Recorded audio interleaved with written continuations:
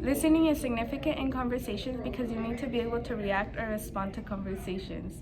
If you can't react or respond, it will make the person talking believe that you aren't interested in the conversation or ignoring them. Listening can be hard at times, for example, when multitasking.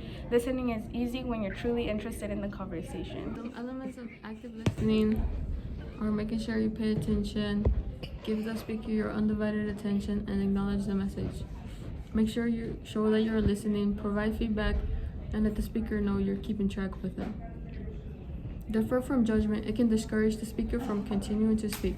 Respond appropriately, and make sure you make the person feel reassured and involved. Elements of eye listening is only listening to involve yourself or your own thoughts, only listening to find answers that benefit you, listening only until you know what is being asked of you, and then offering immediate input, like feeling you know the speaker's experience.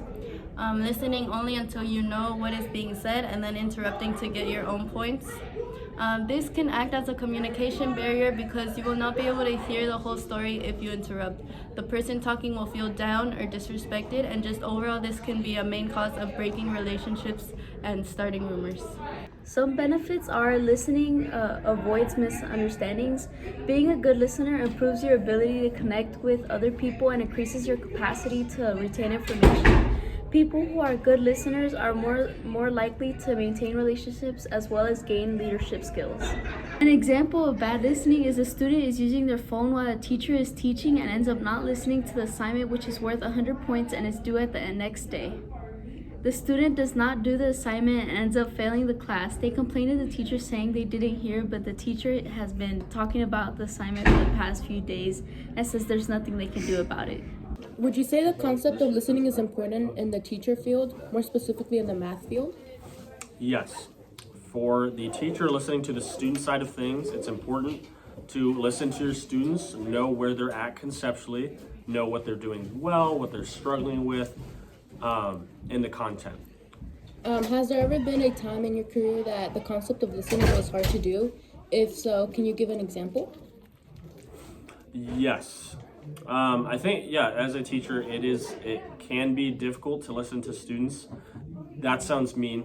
If their misunderstanding takes a certain route that I can't necessarily relate with, sometimes a re-explanation is necessary, or maybe I need to do some explaining and then grasp onto that concept. So yes, it can be difficult to fully listen to a student where they're at sometimes.